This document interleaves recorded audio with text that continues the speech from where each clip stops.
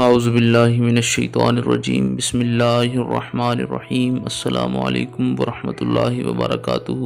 10 محرم الحرام کے وظیفہ کے متعلق بات کی جائے گی۔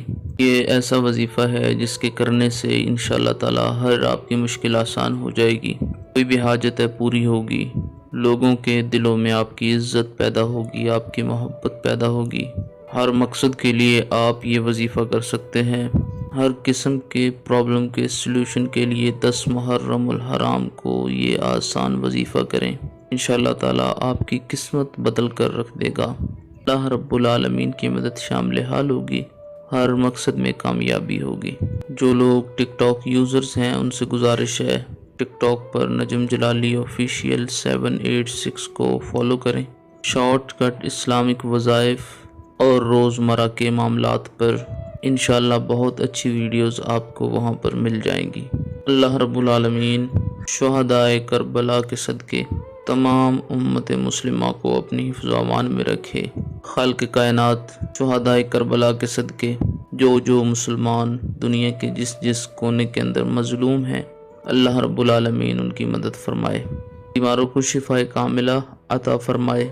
خالق کائنات جو لوگ پریشان ہیں، اللہ رب العالمین ان کی پریشانیوں کو دور فرمائے۔ آپ نے کرنا کیا ہے، ایک بار بالآخر میں درود پاک پڑھیں 70 مرتبہ، یا قادرو پڑھیں 11 بار، سورہ الکوثر پڑھیں آخر میں 70 بار، یا قدیرو پڑھیں۔